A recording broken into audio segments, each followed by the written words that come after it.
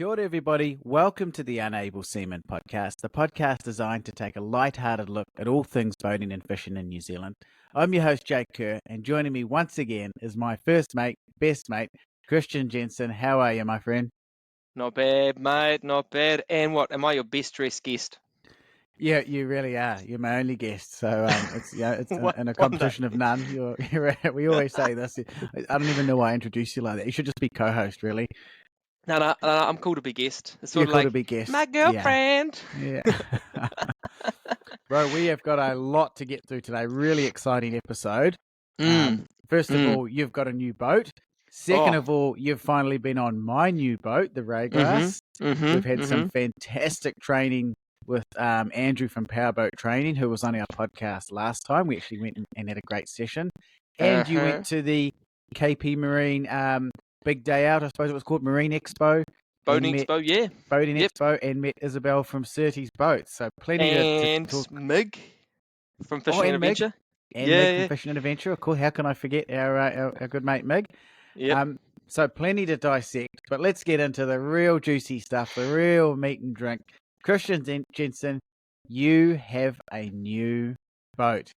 Tell the listeners what it is. Well, I'm going to say something, and a couple of the men out there with long-time partners will cringe. I somehow managed to talk Chelsea into letting me buy a new boat without selling my old one. I've done that as well. It's a skill that not all men have, but you and I have clearly perfected it. Yeah. Do I advise it? I don't know. It depends. If you can afford it. Actually, I can't. So depends how long the other one hangs around for. Yeah. For me, it was almost a year with the Bayliner. Oh, really? Yeah. I'm going to swap my boat around, my old one, the Sea Nymph. We should do a plug for that too, by the way, because you've been on it. You give it heaps of shit, but you also rate it at the same time. Yep, look, if you are keen on a boat, it is. I'll give it as a good little boat. We actually did a review on it on our YouTube channel, so head over to @UnableSeaman at YouTube, and you'll see us taking it out to Hunter's Bank. So it can survive that mission. It is a great little boat, good little two-stroke on the back. But anyway, you've teased it enough. What's the new one? So, well, one of our guests on the fishing trip that we did recently, one of our listeners that joined us, guessed, didn't he? He did. He guessed. He did guess. Now, who was that special guest? Who was that special guest? That was my cousin, little David. So, kia ora, bro. If you're listening, I know you do listen on the job site there. So, hey, mate, can you get back to work? Would it kill you to do some work today? So anyway, David. He guessed it second guess. He did. A Bonito 151. So Bonito 151. Oh, so wow. If all the listeners out there, type it in, have a look at it. It's not your new Bonito, so it's not sexy. Chelsea jumped in it and described it as, oh yeah, I can see the potential. Yep, like a do-a-rapper. Do-a-rapper. It's how do you describe it? She's about 16 foot. The pros, it's got a cabin, it's got a big bench seat at the back. Now it's got new upholstered front seats. It's got a Yami F100 four-stroke on the back, so well overpowered. And love that. Cool, four-stroke. That's a big tick. Yeah, big tick, eh? And the cuddy cabin at the front's a big tick. Like when we first took it out, naturally on your first voyage out with your family and your 1.5-year-old, you go over the Foxton Bar, the Manawatu River Bar. Yeah, well, I mean, your last boat you bought, you and I took it to D'Urville Island for its maiden voyage, and it started to crack and disintegrate as we came home. So was the maiden voyage a little bit more successful with your family on board? You know, like you turn the key and it starts. Boring. Floats, and everything on it worked. I was like, oh, this is mint. This is cool. Now, obviously, we'll post a picture of it. We've kept it off Instagram for now, and that's where we post all the pictures of the boats we talk about. I'll put it on Instagram at Unable Seaman. It'll be live when this episode goes live. I just don't want it to get confused with Dog of the Month, though, because we often post the Dog of the Month boat, and I just don't want the two to get confused. So I'll make sure to label it clearly. Fuck off! That was low. I'll admit this thing is a bit of a snub-nosed bandit, but I think in terms of bang for buck, you bloody simmer on that comment. What did you pay for it? 12. 12. Okay. And now, like, it's what? How big is it? 16 foot, I reckon. I Okay. don't know. They call it 151. I haven't actually measured it. 5 meters. Yeah. Something Yeah. like that. It's bigger than And the so sea nymph, but not by much. so you've talked about the 4-stroke, which I think's a bloody good to have a 4-stroke. Talk about the Yep. trailer. All good. Trailer's brand new. As of like, I think it was January this year. The guy bought a new one. Like, he was a nice guy. I was buying it off. Yeah. Big ups to the man. He's up in Waikiki Ways in Rotorua, and he was Yeah. wanting to upsize to a bigger alley boat to his So family. and you like the layout. You talked about the bench seat. Obviously, it's Oh, just I a little love the bit bench bigger seat than at the the last back. one. Yeah, yeah. You just like lounge back, and it's got the full clears and the covers, so you can turn into like a tent, which I thought would be pretty cool to go away, do a bit of a camping mission on it with Piper. Nice. I mean, I looked at it, and I'll admit, initially I was shocked. I thought, Hmm. I mean, I've seen some ugly boats in my time, but this one definitely was up there. And I was trying to think of a way to sum up the boat, okay? Because I absolutely see the key points that you like about it: the bench seat, the space, and the Yep, nice little quiet 4-stroke that just works. And I've thought of this to sum your boat up, yep. okay? It is Here we the go. Peugeot of the ocean. Ouch. The Peugeot of the ocean. No one wants a Peugeot, but I tell you what, they're a good little car that just, you know, they run. I was following a Peugeot yesterday and I thought, God, why would you buy one of them? And I thought, You're you an know what? asshole. Because it just ticks all the boxes. And I think you've done the same with your boating. So congratulations, mate. Bought a Peugeot. You've reached boating mediocrity. You bad man. Okay. But hey, it's I I sold Chelsea the dream, and I said, hey, let's put aside 1,500, 2 grand to like make it our own. Do the flooring, do the upholstery. And I think I've decided let's call that more like 4 to 5 grand. Already a blowout. Yeah. Well, yeah, there's no such thing as a cheap boat. I found out. Hey, like the new trailer's mint. That's cool. Some funky stuff going on there that needs to be done. Um, Motor is good. The previous owner didn't notice that the trim tilt thing, like you trim it up and then it's like a droopy old man and it slowly comes down again. It needs a bit of Viagra. Yeah, and that's actually not a cheap fix. But I'm not going to hit up the guy. He seemed pretty genuine. But here, get the costs here, right? So I took it in, and the guy goes, "Oh, that's had a hard time, that trim tilt." I was like, "Oh, okay. What do they cost? Like 400?" He just laughed. I was like, "Oh, okay." It's $1,000 for a second-hand unit, not guaranteed to work. It's $1,500 for a rebuild. May need more parts and may cost more, or $3,500. And all those prices aren't including installing. So $3,500 for a brand new Yemi one. Jeez, man. However, you've managed to dodge a bullet, as we were just talking about off air. So tell the listeners your stroke of genius / luck. Oh, luck, all right. So I was just got back from talking to the guys at KP Marine, which we'll talk about later, the expo, from the boat mechanic, and I was on Marketplace, and this Yami F100 pops up in Marketplace for $1,200, and I thought, mint. And this motor is It's the whole whole engine, engine, isn't it? Yeah. whole engine, yeah, 20-inch shaft, whatever. Mine's 25, but that doesn't matter. It's had some corrosion issues on the head, so it doesn't run. Bottom cylinders looks like it's had some water in it at some stage. But the cowlings are better than mine. The key thing is the hydraulic trim tilt, better than mine, and it's got a good prop. So for So $1,200, you've got a spare engine. yeah, do you know the only thing though? They weigh about 180 kilos. You can't just like, pick it up. Fuck, it was a nightmare. Yeah. And it was pissing with rain when I had to put it on the Oh, trailer. classic. Yeah. Why don't you bolt them both to the back and have a twin outboard setup? Okay, it's already bum heavy right now. Can you imagine if I just go and bolt on another 180 kilos? Like, it will not float. I can't imagine, but I can imagine you doing it. Do you want one? It wouldn't take much. No, I don't want one. A new head on this one. But that's cool. That is a novel way of, and if anyone's listening who's got an outboard and having goes to a service agent and gets a price that they think, jeepers, how am I ever going to afford that? Keep an eye out on those second-hand markets. I mean, as you say, that engine's cooked, so it's Worth probably nothing. not going to run again. It's not worth anything to someone else. But to strip it with parts, and now you've got, as you say, spare propeller, spare cowling, spare trim tilt system, all for $1,200. So it's quite a clever way of going about it. So it's a really good piece of advice to any listeners out there. Yeah. Just quickly, also, just when you were looking at that boat, what other sort of key things were you keeping an eye out for someone buying a boat of that age with that sort of budget? Oh yeah. So okay, so we only know this because we've bumped into it before. So I was lucky that the Sea Nymph was bought off my uncle, and he's owned it from basically new, and it's only ever been used on Lake Tarawera and Lake Taupo. So the Sea Nymph, we won't talk about the Sea Nymph. Radicat though, that Pacific Eagle thing with the at that time it had a 142-stroke Yami on it. What do you look for when you look at one of those, Jake? You look for a warrant and a reg on the trailer. Rust is key. Any signs of painting over? Rust is key. Any signs of odd-looking axle setups is pretty key. Tire wear in odd places. Notice how I'm emphasizing the trailer. Challenging. And then we Yeah. look for like structural cracks in the hull from the underside and the top side. Any odd-looking cracks around the place.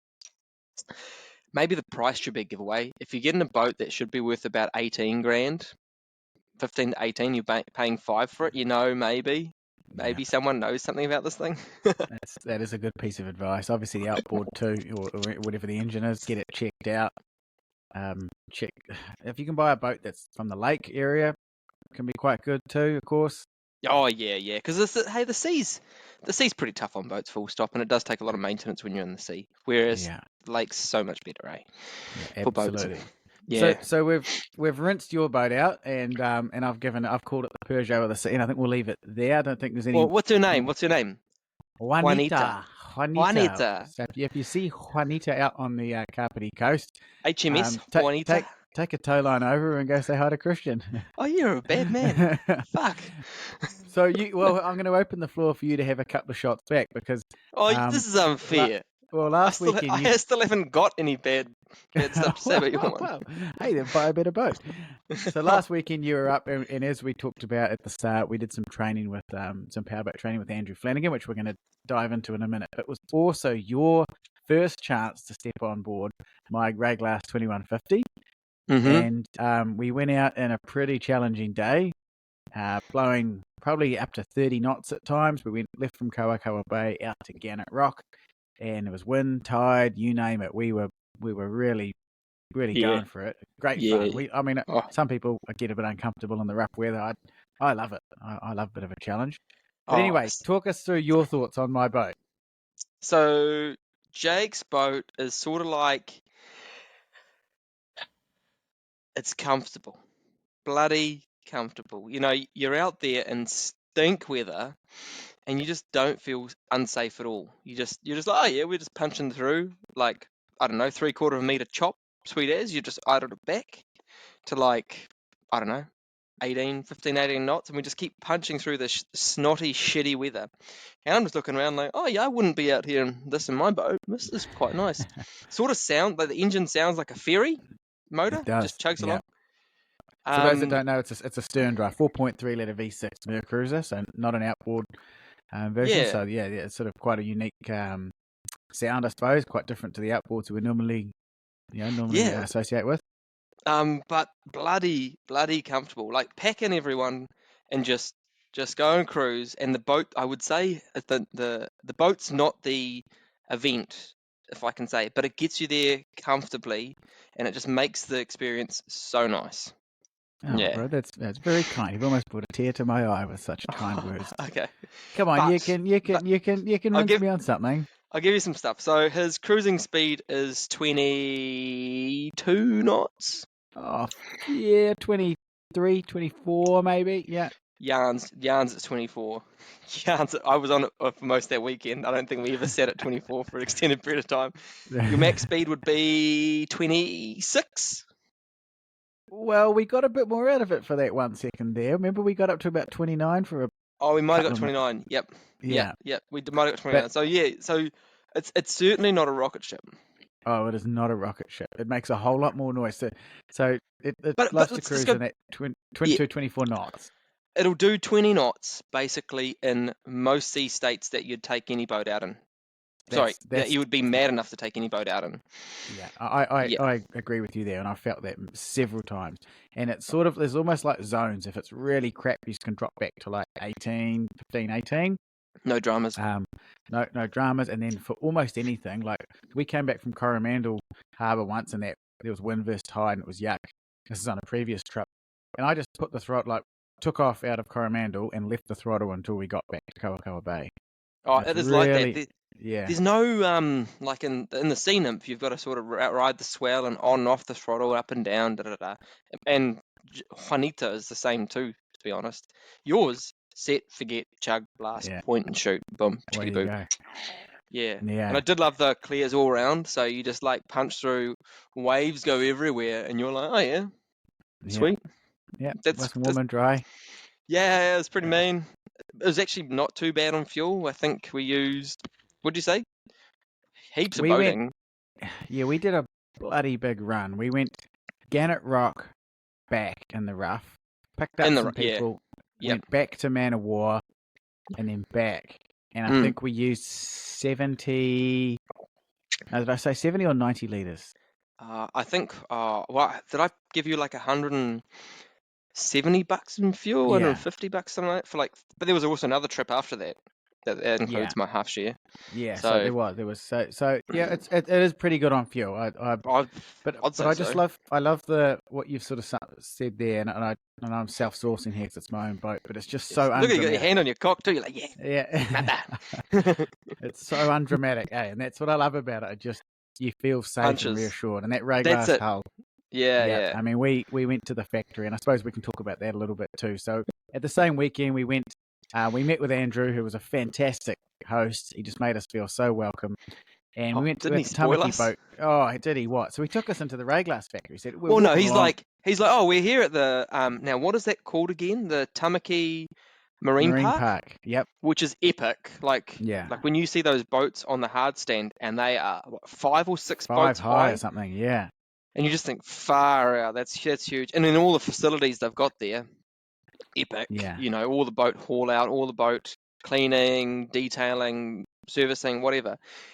And Andrew's like, oh, yeah, do you just want to go and catch up with my mate? We'll go catch up with the boats that he builds. He's just saying it so casual. And you're like, what sort of boats? He's like, oh, just the ray glass factory. I'm like, no fucking way, yes. And you got these two boys, I say, like, oh, two ray glass. Yeah, we filmed it, and that's an upcoming video that we'll play. But the thing we can talk about, we weren't allowed to film it, but we can talk about it because it was in their showroom. So and how good was it? Was their new model, the 3000? Man, what a boat! What a boat! So to sum up, it's a departure from the looks or that style of the 2800, 2500. It's more of that squarish look that you've seen in the 3500. So you can definitely see that DNA coming down the line, if you like. I'd say it's their future. It's their future look, isn't it? It's their future, more modern look. Yep. Yeah, definitely. Is it beautiful sexy? Layout. Oh, it is. It's sexy. It really. Would you have it? Yeah, I would. I mean, we've talked on this podcast a lot about the Tristram 821. I'd have that too. The other fiberglass boat that's obviously similar size and similar sort of spec, I suppose. And we've definitely got a soft spot for that boat too. They're a brilliant boat, but man, that ray glass, nice. I think if I had a gun to my head, I'd be leaning the ray glass way. And then we got to have a bit of a bloody put our dirty fingers all over a lovely 3500 that's been refurbished. Oh. No, that was our 4000 that's been refurbished. Oh, was it 4000? Yeah. So the 4000 was a 3500 was the so that's still their current model. We got to go through that. There's one for sale in there which we were on, which is just such a good boat. Like it really is. We've talked about it so many times on this podcast in terms of bang for buck.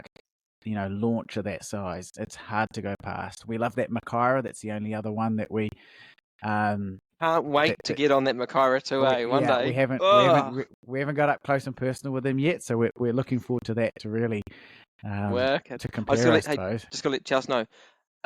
You'll love this on the podcast. Chicken soup on the stove. Just give it a bit of a heat up and season, salt and pepper. What a good partner, eh? Look at you go, man. Hey. As you can how long we got to go? Gosh, ages. Yeah. we haven't even started. As you can see, we don't edit this podcast at all. It's just whatever we say comes straight out. So, Christian talking about his dinner there. Hope that's not making you too hungry at home. We do a cooking podcast. Maybe that could be more popular than the boating one. Well, Elise, who actually I've taken out fishing quite a few times for kingies, she was like, "Oh, how long you got to go?" And I'm like, "Oh, quite a while. We've only just started talking shit." She's like, "Buggy, I'm off now."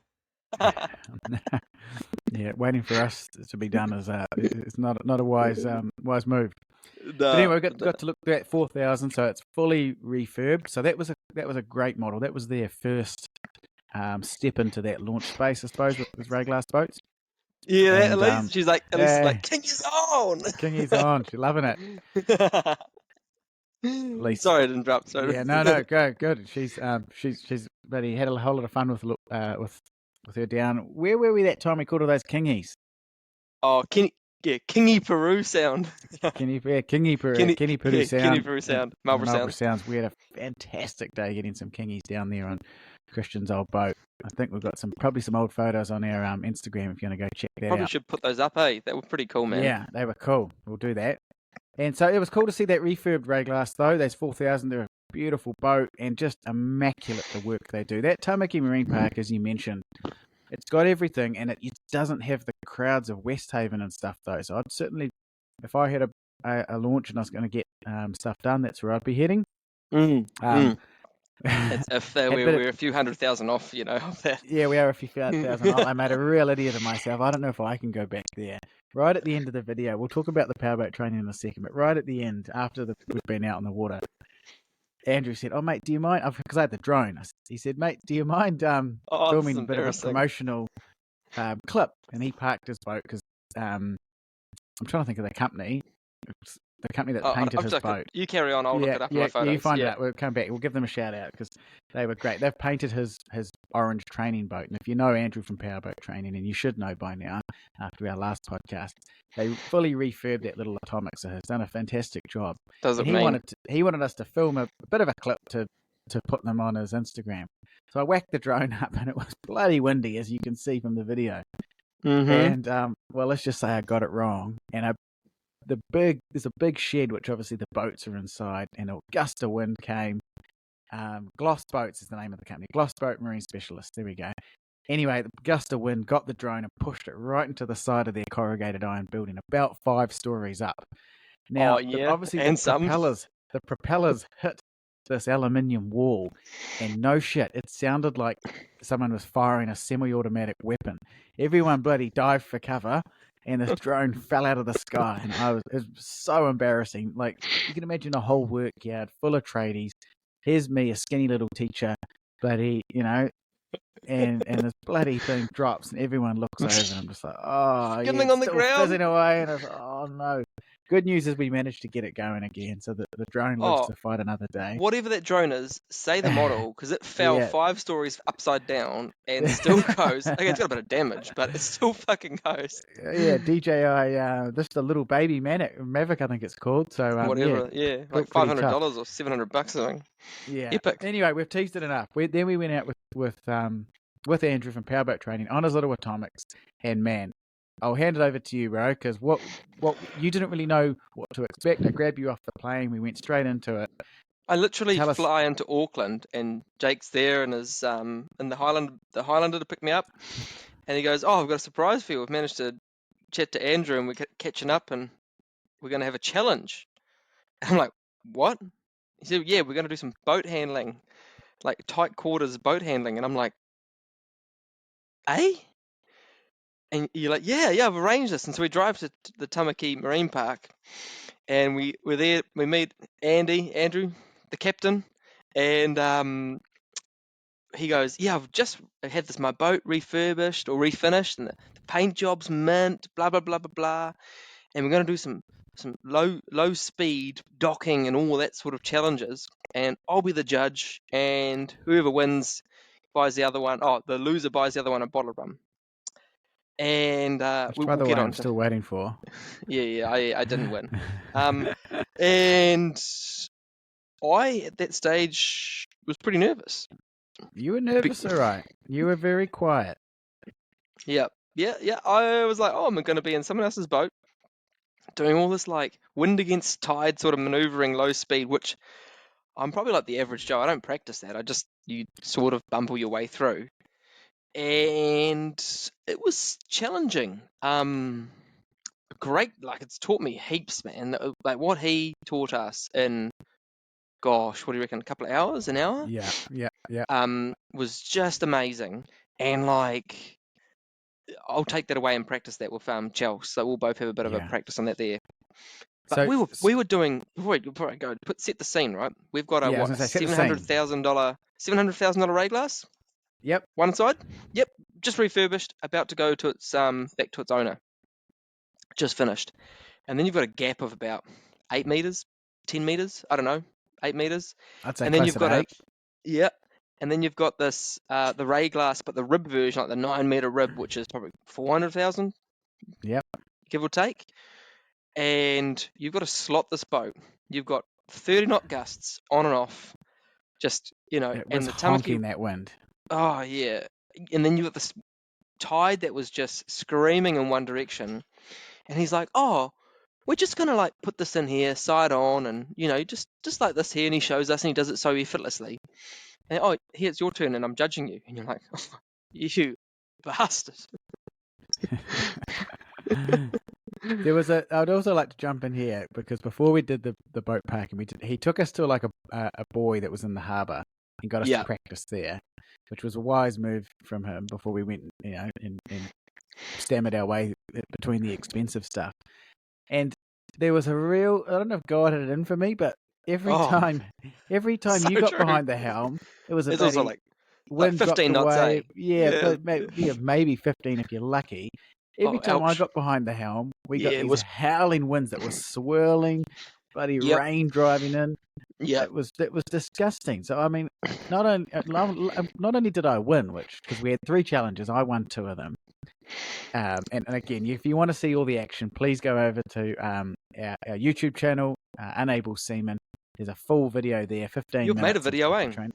Made the video. Christian's just seen the trailer just before we went live. The Oh, it's trailer's pretty choice, man. on I our like Instagram.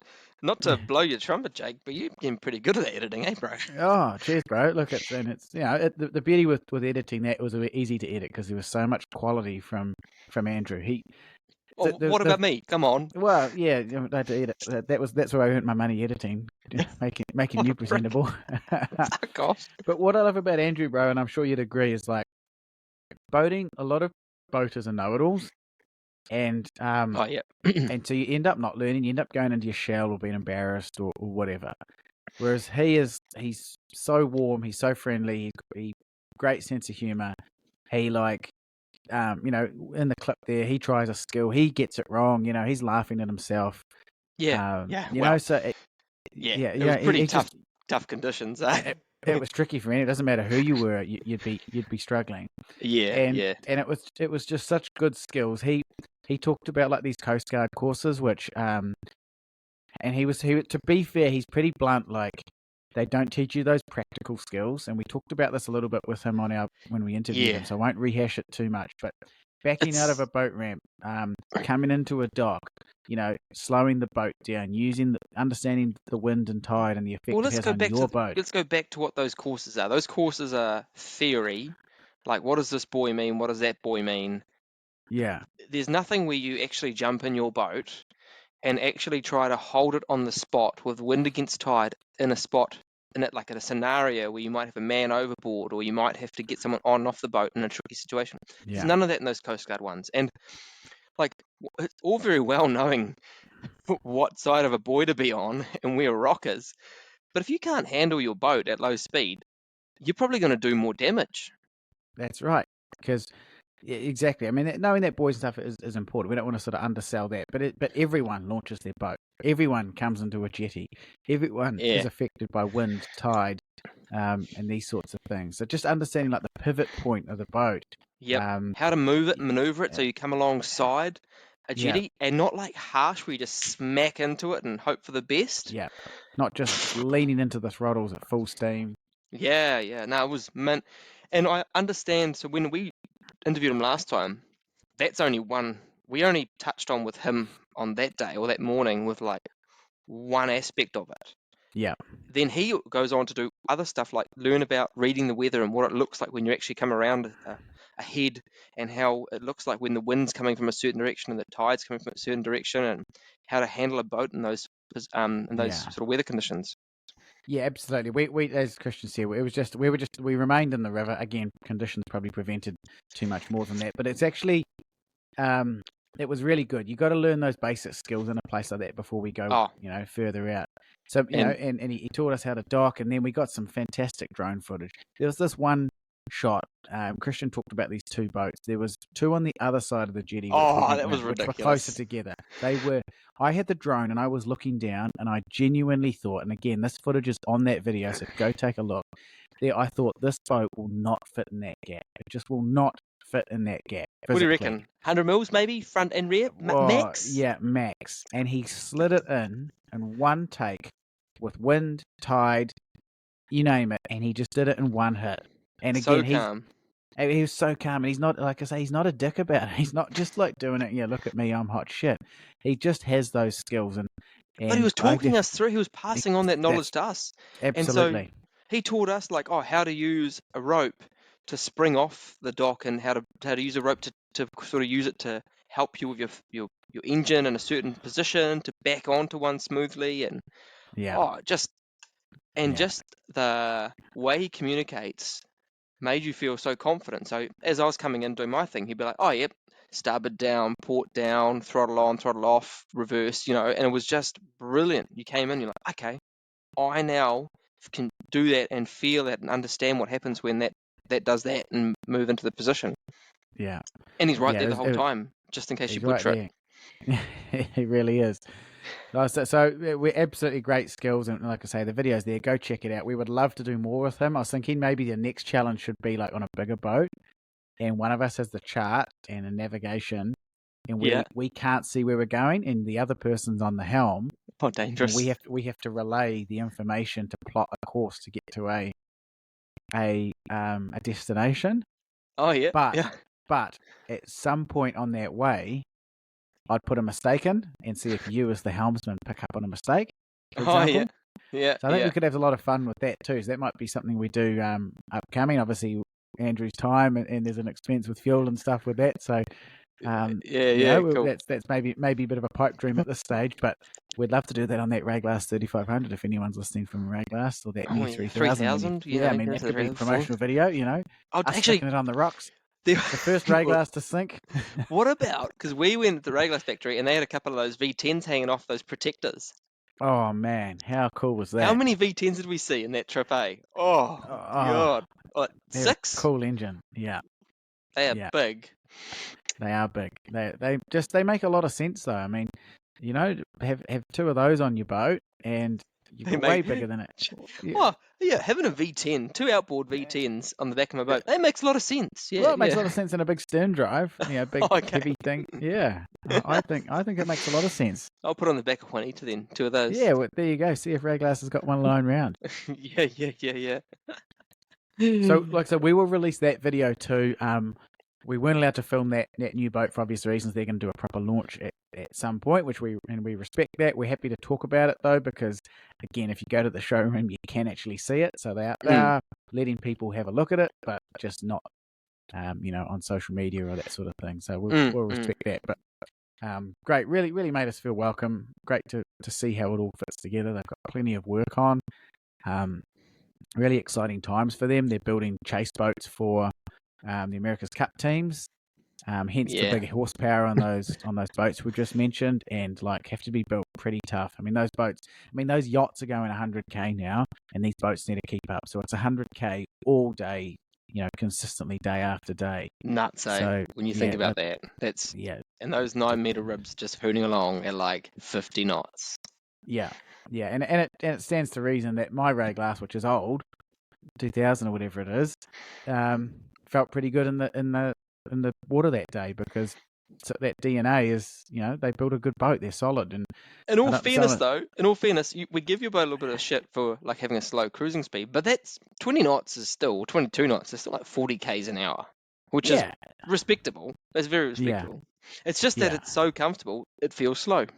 I think that's it, bro. I think it's so undramatic. I've thought about that before because I've gone out with other boats that, little cabin ones or whatever, and they're Bouncing keeping around. alongside of us, but they're bouncing around and everyone's getting wet, and they feel like they're on a roller coaster. Whereas I'm there, barely spilling my coffee. Well, I think I poured a champagne while we were there, and I was like, oh, this is easy, That's right. Yeah, the Yeah. finest, what do you call it, crystal that you had.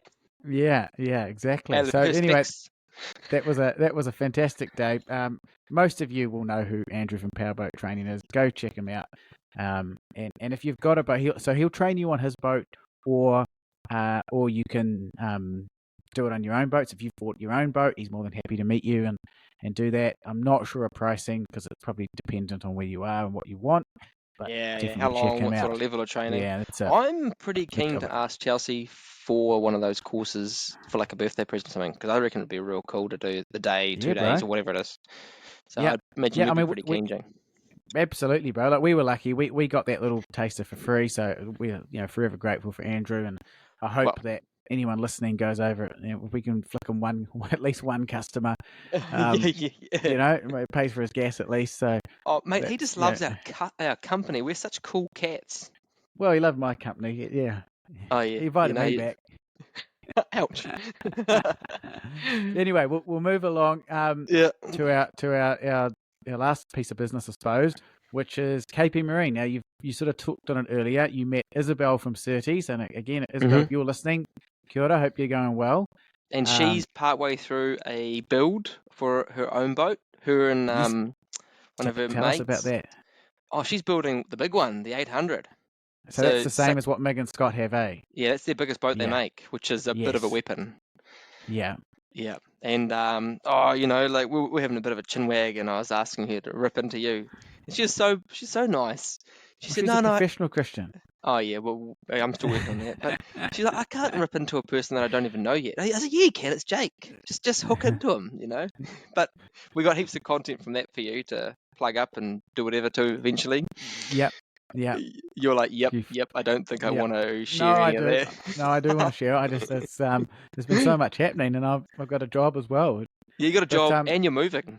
And we're moving house too. So yeah, it's all on here. But just quickly about that boat. So she's building the 800, but they haven't sourced an engine. Was that? No, they haven't sourced an engine yet. So, she's mad. She's put lots of money into a boat, and hasn't quite worked out how she's going to fund the engine. So if there's any engine manufacturers out there that want to, whack a pony on the back of a mint Surtees 800, get in touch with. Talking at least 250, 300 horsepower. Yeah, or twin 150s. I don't know. Beggars can't be choosers. What about that 100 thing you bought off Facebook Market? Why don't you sling her that? Yeah. I reckon she might want 3 of those. Yeah. Well, how much did you say? $1,200? What's that times 3? Yeah. Yeah, bugger all. Oh, there mind you, she needs a bit of head work, eh? So minor detail. Yeah, that's all right. Still part of it. But no, it was great to meet you. And you had that great day there. They had obviously all the Surtees models there. Meg and Scott were there. It was mint weather, eh? They had quite a few boats. So they had obviously Surtees, and they also had Stabicraft there. Had a couple of cool small Stabicrafts. Kilwa was doing a promotion. If you buy whatever amount of gear off them, you go in the draw to win one of those little FC. I can't remember if it was a tiller steer or a side steer, but that looked pretty mean. Like it would be a soft baiting weapon, eh? Yeah. Like a lure fishing weapon. Yeah. So that was pretty mean. Those Stabies looked sick. The Surtees, well, they had all of them there. They look sick too, Yeah. Now, we might have the opportunity to, at the end of the last podcast, or was it the one before that, you said you wanted to look at some little boats. I'm really keen to take you out in a little boat, because I know you're like, I don't like little boats anymore. I'm too snobby. And I'm like, fuck off, Jake, you snobby bastard. I'm going to take you out in a quality little boat. So sort of put the feelers out there. And... Yeah. And Surtees said they're keen, so we should put it together. And I don't want to preempt. They've said they're keen, so I hope I'm not preempting it too much here. It'd be great if we can stitch that together. So yeah, I think it's interesting because because you've just bought a small boat, so the one we're getting would be about the same size. Yeah, but modern. I'm keen exactly, and that's the thing I'm about to hit on is I'm keen to see what the technology differences you notice. Obviously, outboard's electronic, but that in actual fishability, usability, like Comfort, ride, blah, blah, comfort, blah. those sorts of things. I mean, we can probably preempt the decision or the findings now, which will be that Ouch! Don't heaps of dish technology. Juanita too much. Come on. Juanita is a fine vessel built by Benito in 1980 something. Like, she is beautiful. Oh, look, and the Peugeot of the sea does well for what it is, but 12 grand, it's 12 grand. Well, and, plus and or that's minus it. another 3 or 4. Yeah. And so I guess my other side of it too is that I don't know the retail of this new Certes. So again, we maybe preempting things here, but I'm interested. So I paid 55 for my ray glass, 6.5 meter. Okay, $55,000. Obviously older. Okay, Yep. so I'm keen Secondhand. to secondhand, all the rest of it. So I'm keen to know if that was my budget, would I go towards what I did, or what do you get from buying a smaller boat that's obviously newer in the technology? Well, I'm really also, keen to see that. what the other thing, obviously you're not comparing apples with apples, but You're not, but But yeah, the Surtees would be so much easier to tow. Like, you could probably tow it with a Toyota Corolla, right? Whereas yeah, your Ray Glass is a behemoth to tow. yeah, Like, you've got a yeah, 3.6 liter V6 Toyota yeah, Highlander towing it, yeah.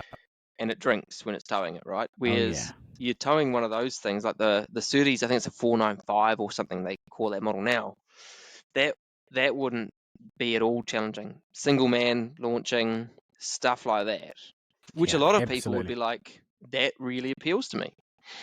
Yeah, I think again, without preempting it too much, because otherwise we won't have. Why even bother go filming the video without having the Well, findings? But I think you're right. It's there's always fun, bro, going out and just of hammering around course. on a little boat. Yeah, I'm but I think you're excited. right. Going by yourself, obviously the fishability, it'll kick the ray glass for fishability. I can tell you right now, I've been able to fish around it, and just that the ability to go by yourself. I'm always amazed at some of those jet skis now. Like, people are paying 30 grand for those Ooh, Fish Pro top of the line jet skis. And don't get me Jesus. wrong, I've got a jet ski. They're cool, but I'd sit in and pay 30 grand for mine. And And it's like, they're not uh, a warm, dry ride. they're not a warm, dry ride. Yeah, they've got some cool features, don't get me wrong, but like, they're not a boat. They'll never be a boat. They'll never have the fishability of a boat or Nah. the comfort of a boat or that sort of thing. So Yeah. yeah, I'm really keen to jump on one of those, have a bit And of a play. where will it be? Will it be down here in Wellington? Will it be up there with you? Will it be in the Bay of Islands? Rotorua? On the lakes even, maybe? Yeah, well, I mean, wherever suits them. We're sort of slaves to whatever they want, but I would love to maybe even meet you halfway and do like the Mount, go out jigging on it That'd be cool. I'd be keen. at Yeah, let's Mare just, Island. let's go to Mere. Bugger it. Motity. Yeah, Do what Steve yeah, used to do. that's Take right. old, but That's probably a bit right. more comfort. But And so then going back to KP Marine, right? yeah, So yeah, that yeah, yeah, Marine yeah. Expo was epic. Mig and Scott were there from Fishing and Adventure. You got to have a good catch up with him. He's an old schoolmate. Gave you a call, eh, bro? And it was He just did. pumping in there so loud we could barely hear you. It was amazing. That's awesome. Bought some stuff for the boat. So obviously you buy a second-hand boat and not everything's mint. So I needed new throttle cables. So I went in there and I just took my old ones in, and the man there, one of the owners, he was like happy to help you out. And so I even got a few videos of showing you how to choose throttle cables and the pros and cons of those there. Yeah. Pretty stoked. I paid for some good quality ones, so can't wait to get those in. And it looks like a pretty straightforward job. So Famous last words. yeah, famous last words. I got a new aerial because the old one I've knocked off already. So you're doing pretty well. And yeah, like you, I've got some electrics to put in too, like what do you call it, voltmeter, USB plugs, and a cigarette lighter. Yes, I do need to do that on my one. Christian, funny Oh, story. tell him Yeah, what I so did. So I come and see you and Classic Jake. I stitched Christian up. So years ago, to give you a bit of a background, years ago when I had the Bayliner, I was doing it up, and I said to Christian, "Hey, bro, come for a wakeboard." He drove all the way over from Rotorua with his wakeboard and a big grin on his face, hot day. And I said, "Hey, mate, just I before was we there at go, 7:30 in the morning. I've got a 5-minute job for you." Well, the 5-minute job was wiring in the whole stereo system in the Bayliner And the second battery on a and the second VSR. battery on the VSR. So about 4 or 5 hours worth of work. Yep. as well as putting decals on the hull, which Yep. I had two groups of friends. Don't One did the even port side, one did the knock starboard us on side. that. Don't even knock us. Let's just say my mate Tim, who worked at Tristram Marine, got the decals on the port side. Perfect. Mint. The decals on the starboard side were done by Christian and my mate Stu, who used a piece of wood to get it on. Hey, And I'd already done 4 hours of wiring. Thank you very much. I think you can shut up.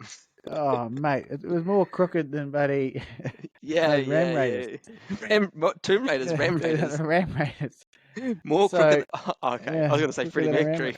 Yeah. I thought about that, but I didn't want to go there. Okay, I did. Okay, my bad. So anyway, while he was up, I said, because a few weeks ago I bought a little fridge. Burns Co had a great sale. Bought a little fridge for the Ray Glass for overnighting and stuff, but didn't have a 12-volt socket available. Pulled the back of the wiring off, behind the steering wheel. There's your whole wiring setup. Took one look and thought, no way in hell am I getting involved with that spider web. I'm not all that mechanically minded, I'll happily admit. And you also are not too minded when it comes to maintenance, which is a key thing that I dig you on. So I took one look, sent a video to Christian and said, mate, no way. So anyway, he was just warming me up. He was like, basically what he was saying is, I've had a token look at this here. I've taken out 3 screws and I've gone, he's going to be here in a couple of days. He can sort it out. Oh, wait. So Christian had to wire in this plug. So it was a whole new switch panel because the old one was buggered. Yep. We had to figure out the wire. Once you'd sort of figured it out, it made sense-ish. Yep. Took out some shonky donkey wiring that would have been done. Yeah, in Ray Glass's defence, I do not think some of that was factory. I think some of that was not factory. Nah. Bit of a poke round in there. And Christian managed to figure it out. Put a new panel in. Put a 12-volt socket in, and set it up for me so that when I put other accessories in, it's pretty much paint by numbers that I just hook the positive into the panel and the negative onto the bus bar, and pretty straightforward, which I'm very grateful for. It was a 5-minute job that turned into about a 2.5-hour job, freezing our ass off out there. But never mind. That's what friends are for. Beers. Oh yeah, no, it was good. Loved it. So you'll put a bit of these photos up there, having a laugh. Yeah. Photos of Christian hard at it. So Chelsea just cracked up. She's like, "Oh yeah, classic Jake, stitch up." Yep. Yeah. So when I come down, you'll have some nasty job lined up for me, I'm sure. Like what? Like my boat's a mint. Looking at it. Looking at it. Oh. Going out in it. Oh, burn. I reckon you're going to be like pleasantly surprised because you're going to be, or you've been under promising, right? So I'm hoping to over deliver a little bit. Yeah. The ride's not going to be a Ray Glass ride, but in terms of what I want it to do, it's going to be a little honey, I reckon. Yeah. And just picture sitting back on the bench seat, legs up, and you're like, mate, just take me out there and start that engine. And I'm like, it's already started. It's already going. Yeah. We're just cruising. We're cruising at 30 knots, which yours doesn't even dream of getting to. I'm looking forward to it. I will admit, you said nice things about my boat when I came out on it, so it's only fair that I come and try very hard to find something nice to say about yours. It actually doesn't look too bad from the inside. Doesn't look too bad. Okay, well, we'll stay tuned. When we get together, we will absolutely put something together for you there, and the photos of the actual boat will be on our Instagram page at Unable Seaman. Moving on, I'm very conscious of the time here. Wouldn't be a podcast without our dog of the month. Now, I want to talk you through this one very quickly. I've just sent it to you on Messenger there, so click on the link. Are we doing one each, or you? Christian, if you've got one there, that would be great. Now, I want to just do a quick shout out too. To a listener who actually plugged one who picked one, for us, and bugger me, I went back to get it, and the listing had expired. So no way. So he reached out on our Instagram at Unable Seaman, which we love people reaching out when they do. Jacob plus Maya, I think how you say his name. By the way, bro, he's actually just bought a Bonito as well. Oh, well, because it's a bloody good steed, mate. Yeah, it's not that rubbish model you've got, though. It's actually quite a nice one. It's a 585 Suzuki 4-stroke on the back. Really nice blue hull. And look, got the full wraparound canopy. Oh, wraparound canopy. Yeah. I was trying to think. Because remember there was one on Trade Me that I was looking at one, and I was like, bro, that looks like a good buy. So he's really holding happy up to with the that. screen. Let me go. Yeah, I was holding up to the screen just so you could see it. I won't bother Oh, sharing that yes, to yes, yes, yes, Instagram yes. because it's not our boat to share. But Oh, yeah, fair enough. Yeah. but he sent through a dog, and again, I'm so sorry, Jacob. By the time I went to show it, the bugger had pulled it. So I'm Well, assuming it sank. or it had been sold. No, I'd say it probably sank. Looking at it, it was a real piece of shit. Anyway, this one I've sent through to you. Okay, I want to talk you through it. So first of all, click on the link, and I want you to look at the first picture. Don't look at any other pictures. Well, the Trade only me thing you've listing. sent me is a Riverside link, like a link to this podcast platform. I Did haven't I? seen anything. Yeah, I haven't got anything from you. Oh, sorry, I've sent that again. Okay, I need to copy, and I need to paste this in here. Bit of admin. Sorry, everybody. Oh, Okay, yeah, so we've got I want you to click on the link. I want you to look at that first picture. Tell me what comes to mind. What do waiting those? with bated breath. You're waiting with bated breath. Now I'll Oh, talk. holy jeez! Now, Oh, it's no. those windows remind you of someone's kitchen, don't they? Okay, now before you look at the Wow. next picture, don't look at the next picture. Okay, what this guy has made. So he's trying to sell this boat. It's on Trade Me. He wants How much? he wants 6,500. I'm assuming that's New Zealand dollars. Please tell Okay, me it comes with a motor. I don't know about the He engine. That's not describes what it I'm worried as about. Saunders launch 8 meters plus half meter of transom. Plus half meter of transom. You get a transom. Buy a boat, get a free transom. I would have thought that would come with it. Don't know if Ray Glass is, adding on a transom as part of optional extras, but this guy is. Anyway. What is he trying to do when he's comparing the two boats there? Oh, dude, I was going to say, don't do that. So, what he's done is he's put the picture of his one up as the main picture, as he should, which Yeah. has got all that can be described as some bloody kitchen, like sliding aluminium joinery for the hardtop. Here's a good start. Then the outboard extension is tannalized ply, blah blah blah. The cabin is untreated pine and has deteriorated. What a great start! No shit. It is. But what he's done, classic era of like what marketing 101, is the second picture is the sister ship. So there's obviously a design, and someone had bought the sister ship, which was really actually quite nice. It's not my cup of tea, but it's like a pilot house type trailer boat, like beautifully finished with a late model 4-stroke. So what he's done is accentuated the fact that his one is a piece of shit. He really is. Why would you put a nicer boat in your listing? All you're doing is highlighting it. It's rubbish, this thing. And as you say, untreated ply. Oh, Jesus. Why would you use untreated ply in your boat? Well, unless it's in an interior area that's never going to get any water. Or even then, if it's structural ply, right, like floors, and you sandwich it in fiberglass or epoxy, that's sort of fine. Sort of. Yeah, even then, you got to be so careful. And so that's why I love it. Well, A, it was ugly as hell, and B, just what an idiot putting a picture of like the finish. It doesn't look anything like the other one, too. It doesn't really look anything like it. He calls it a sister ship. It doesn't even have a raised shear line. One's got a raised shear line, one doesn't. One's got aluminium joinery and untreated ply, and one's actually seaworthy. I just can't believe that he would make the comparison. It is not the sister ship at all. It's not the sister ship at all. It's two completely different boats. That's like me saying, "Oh yeah, my Bonito, yeah, it's a sister ship to the Ray Glass 2150." Yeah, exactly. Yeah, so I thought that was quite funny. That's it. So again, I'll post both of those photos. At Unable Seaman, that's our dog of the month. I see you've put one through there too, bro, and I'll just click on this link. Talk us through this. So what I've sent you is I couldn't send you the. Oh my god! I couldn't send you the link, but what I've found is a mint alley boat. It looks like a Parker Craft, which someone has made a.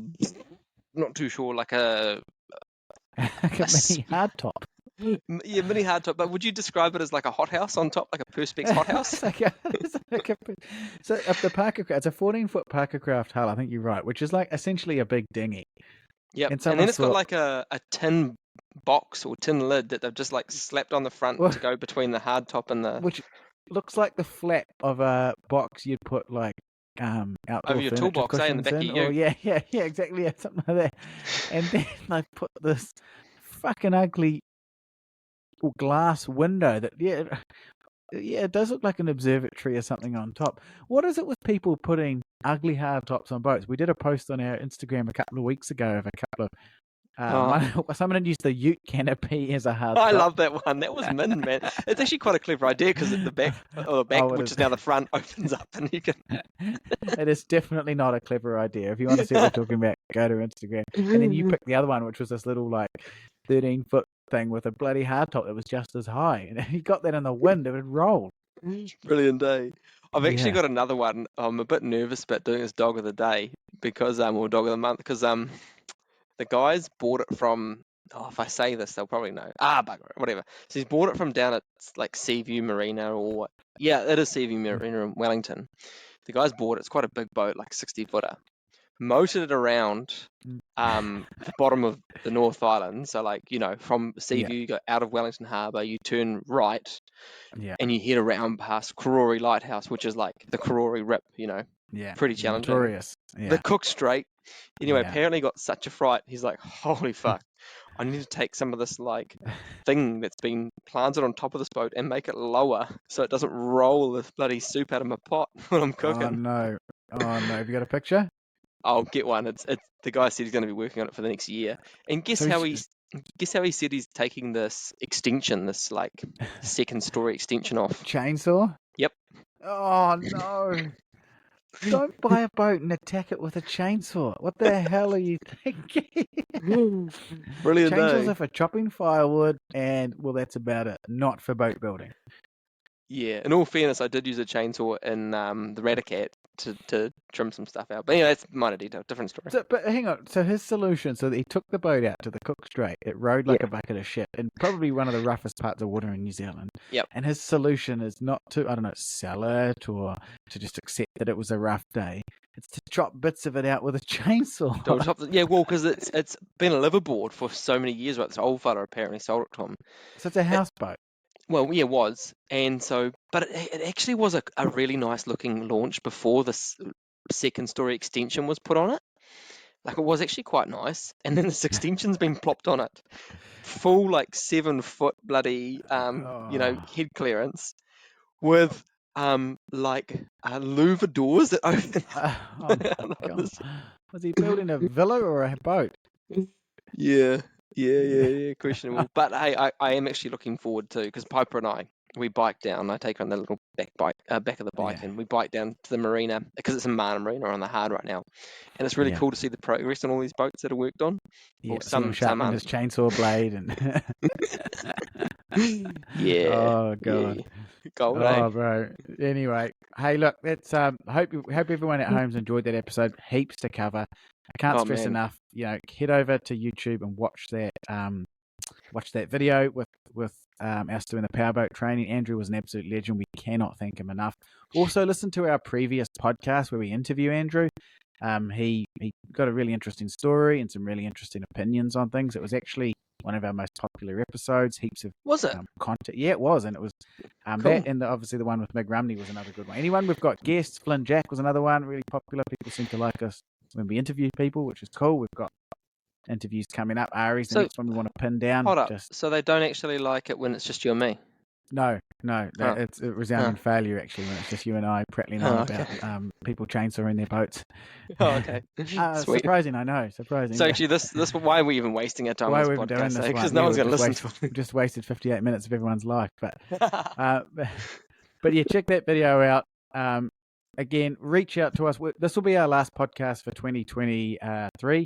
We'll hit one in the new year. We're both going to be out there actually doing the boating. So keep an eye on our Instagram, though. We'll be doing little stories of what we're up to, and we'll catch in the new year where we will talk about our summer. I will do my best not to poo in any bays that Christian remind me of a particular episode where I was crowing about the new toilet on my boat and was told in no uncertain terms that is deeply illegal. Highly illegal. So just in the areas that you were doing it, there are restrictions, inshore restrictions. Yep. Yeah, there is, and I've learnt very quickly on air about those. So it was pretty embarrassing for me. It's pretty nice talk, though. Have a great summer out there. If you want to reach out to us at UnableSeaman on Instagram, you can also email us at unableseaman.gmail.com or whatever you say. I think that's it. Put it on, bro. Put it on, I'll put it at the bottom of the Yeah, put it at the bottom of it. You can't get that wrong. You got to know our own email address. Someone else will be getting some emails. But yeah, once again, thank you so much for this year. We'll be back next year. Christian, mate, I know you're going to have a fantastic summer. I'm going to have a fantastic summer. It cannot be any worse than last summer weather-wise. It looks pretty good. And the fish have been biting. We've got brand new boats. It's going to be brilliant. Well, actually, and just a little reminder, who caught all the fish last time when we went out on your boat? When I went out on your boat for the first time. Well, Jaden, didn't he? Oh, yeah. Jaden's rod. Caught the fish. Christian caught a whole lot of fish on a bloody kid stick. We had all these nice gear, the brand new catch rod and everything that we've been using. That's quite a nice rod too. A beautiful rod. And he catches them on a frickin' kid stick. He got a with good like 6 kilo mono using like slow jig techniques. Yeah. You tinny bastard. You tinny bastard. I loved it. And you were just getting so sour. It was brilliant. Every fish you were like, oh my God, let's just go back in. Yeah, go in. I've had enough. Yeah. Becky was loving it. She was like, yeah, put him in his place. I was loving it. Anyway, team, we will see you next month. Keep an eye on our social media for the upcoming episodes. We'll see you later. Bye. Akite.